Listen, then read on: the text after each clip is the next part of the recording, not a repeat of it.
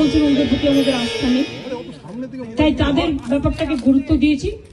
But এটাও ঠিক, আমি কিন্তু ডিএমই কে বা ডিএইচএস কে আমরা কাউকে অসম্মান করিনি, কিন্তু ওদের বিরুদ্ধে যেহেতু চিকিৎসকদের ক্ষোভ আছে এবং তাই ওদের দাবি মেনে নিয়ে আমরা বলেছি এই দুজনকে সরানোর সিদ্ধান্ত আমরা নিয়েছি। 3 নম্বর হচ্ছে ওদের যেটা ডিমান্ড ছিল 4 নম্বর, 3টের মধ্যে 2টো করলাম। আর 4 নম্বর ডিমান্ড যেটা ছিল সিপি বিনীত গোয়েলকে সরিয়ে দেওয়ার জন্য।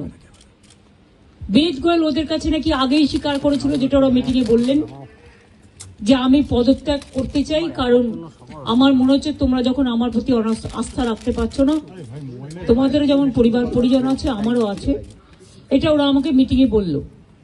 এবং বলার পরে আমরা কথা বলি নিজেদের মধ্যে, সিদ্ধান্ত নিয়েছি আগামীকাল 4টের পর আমরা কলকাতা পুলিশ এ বদল আনব এবং নতুন সিপিকে দায়িত্বভার বিনীত দেবেন যতক্ষণ পর্যন্ত কোর্ট কেসটা কাল কমপ্লিট না হচ্ছে।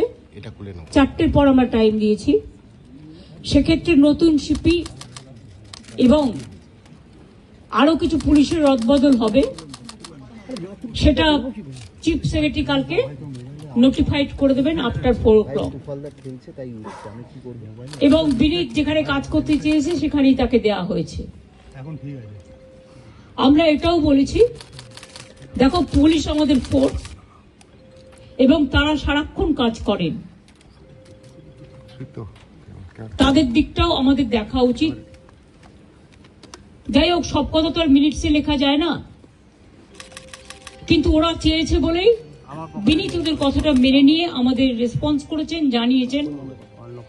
তাই তিনি হয়তো সিপি থাকবেন না যতক্ষণ পর্যন্ত নোটিফিকেশনটা না হচ্ছে, নতুন সিপি আসবেন। আপনাদের সকলের সহযোগিতা কামনা করছি। অর্থাৎ 4টে পয়েন্টের মধ্যে 3টে পয়েন্ট আমরা কিন্তু মেনে নিয়েছি।